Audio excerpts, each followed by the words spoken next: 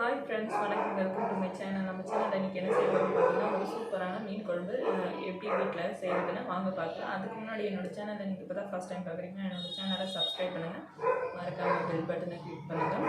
இந்த வீடியோவில் ஏதாச்சும் குறை இருந்தால் கமெண்ட் செக்ஷனில் கமெண்ட் பண்ணுங்கள்.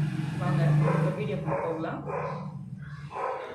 வாங்க மீன் குழம்பு எப்படி பண்ணுறது பார்க்கலாம். அதுக்கு வந்துட்டு அடுப்பை ஆன் பண்ணிவிட்டு பாத்திரத்தை ஹீட் பண்ணிக்கலாம். இதில் வந்துட்டு தேவையான அளவு எண்ணெய் சேர்த்துக்கலாம். நான் வந்துட்டு இன்றைக்கி நல்லெண்ணெய் சேர்த்துருக்கேன். நீங்கள் வந்துட்டு எந்த எண்ணெய் வேணாலும் சேர்த்துக்கலாம். நல்லெண்ணெய் சேர்க்கும்போது மீன் குழம்பு ரொம்பவே டேஸ்ட்டாக இருக்கும். அதுக்காக நான் நல்லெண்ணெய் எடுத்திருக்கேன். எண்ணெய் சூடானதும் அதில் கொஞ்சமாக கடுகு சேர்த்துருக்கேன். கடுகு வெடிக்கட்டும்.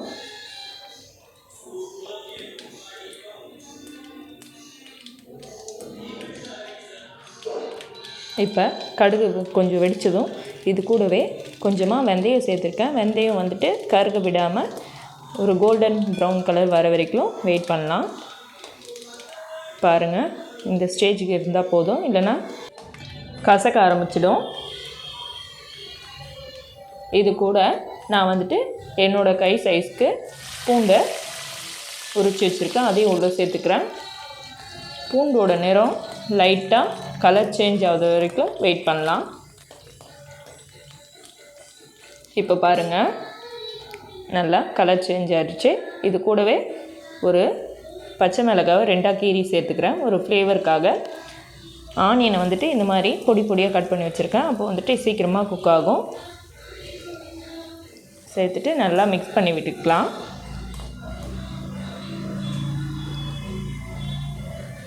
ஆனியன் வந்துட்டு சீக்கிரமாக கலர் சேஞ்ச் ஆகிறதுக்காக கொஞ்சமாக இது கூட உப்பு சேர்த்துக்கிறேன்.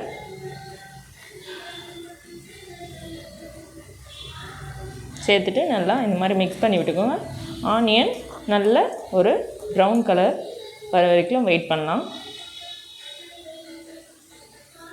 இப்போ பாருங்கள், நல்லா கலர் சேஞ்ச் ஆகிடுச்சு. இந்த ஸ்டேஜில் வந்துட்டு மீடியம் சைஸ் தக்காளி பொடி பொடியாக கட் பண்ணி எடுத்து வச்சுருக்கேன். அதையும் உள்ளே சேர்த்துக்கிறேன்.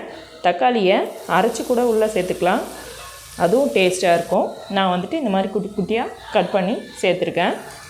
சேர்த்துட்டு நல்லா மிக்ஸ் பண்ணி விட்டுக்கலாம். தக்காளி நல்லா குழஞ்சி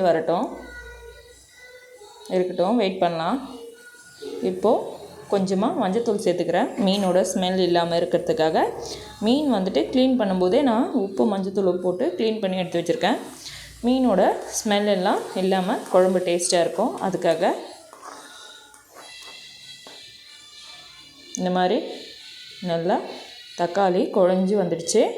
இப்போது வந்துட்டு நான் வந்துட்டு ஒரு பெரிய லெமன் சைஸ் புளியை நல்லா கரைச்சி வடிகட்டி எடுத்து வச்சுருக்கேன். அதில் வந்துட்டு வீட்டிலே அரைச்ச குழம்பு மிளகாத்தூள் 3 ஸ்பூன், இந்த ஸ்பூனில் 3 ஸ்பூன் சேர்த்துக்கிறேன். இது கூடவே உப்பும் கொஞ்சம் சேர்த்துக்கலாம். ஒரு சின்ன தக்காளியும் நான் இது கூடயே சேர்த்து நல்லா கரைச்சி விட்டுக்கிறேன். இந்த மாதிரி மீன் குழம்பு வைக்கும்போது ரொம்ப டேஸ்ட்டாக இருக்கும். நீங்களும் ட்ரை பண்ணுங்கள். இப்போது வந்துட்டு தக்காளி நல்லா குழஞ்சிடுச்சு.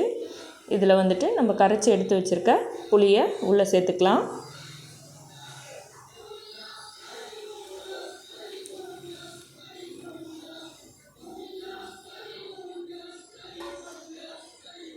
இது கூட இன்னும் கொஞ்சம் தண்ணி சேர்த்துக்கிறேன்.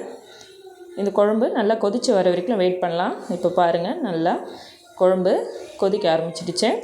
இது வந்துட்டு அந்த மிளகாத்தூளோட ரா ஸ்மெல் எல்லாம் நல்லா போகிற வரைக்கும் வெயிட் பண்ணணும். மிளகா ஸ்மெல் எல்லாம் போயிட்டு நல்லா எண்ணெய் பிரிஞ்சு வர ஆரம்பிச்சிடுச்சு. இந்த ஸ்டேஜில் நான் வந்துட்டு இந்த மீனை உப்பும் மஞ்சத்தூளும் போட்டு நல்லா க்ளீன் பண்ணி எடுத்து வச்சுருக்கேன். இந்த மீனை உள்ளே சேர்த்துக்கிறேன். நான் வந்துட்டு இன்றைக்கி 1 kg மீன் எடுத்திருக்கேன். இது வந்துட்டு ஒரு 6-7 பேர் சாப்பிட்ற அளவு இருக்கும். மீன் சின்ன சைஸாக இருந்தாலும் இது ரொம்பவே டேஸ்ட்டாக இருக்கும். இப்போது எல்லா மீனையும் உள்ளே சேர்த்தாச்சு. மீன் சேர்த்துட்டு ரொம்ப கிளறி விடாமல் லைட்டாக இந்த மாதிரி நல்லா முழுகிற அளவுக்கு அமுத்தி விட்டுக்கோங்க. இந்த மீன் சீக்கிரமாகவே குக் ஆகிடும். பாருங்கள் நல்லா குக் ஆகிடுச்சு. இப்போ வந்துட்டு கொஞ்சமாக கறிவேப்பிலையை பிச்சு சேர்த்துக்கலாம். ஸ்மெல்லு சூப்பராக இருக்கும். அதுக்காக இப்போ அடுப்பை ஆஃப் பண்ணிக்கிறேன்.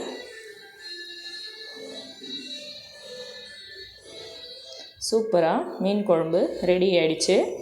இது வந்துட்டு நைட்டு செஞ்சுட்டு காலைல இட்லிக்கு தொட்டு சாப்பிடும்போது நல்லாயிருக்கும். சாதத்தில் போட்டு சாப்பிடும்போது அவ்வளோ டேஸ்ட்டாக இருக்கும். நீங்களும் வீட்டில் செஞ்சு பாருங்கள். செஞ்சு பார்த்துட்டு எப்படி இருந்துச்சுன்னு கமெண்ட் செக்ஷனில் கமெண்ட் பண்ணுங்கள். என்னோடய வீடியோ உங்களுக்கு பிடிச்சிருந்தா என்னோடய சேனலை சப்ஸ்கிரைப் பண்ணுங்கள். மறக்காமல் பெல் பட்டனை கிளிக் பண்ணுங்கள். உங்கள் ஃப்ரெண்ட்ஸுக்கும் ஷேர் பண்ணுங்கள். தேங்க்யூ ஃபார் வாட்சிங். பாய்.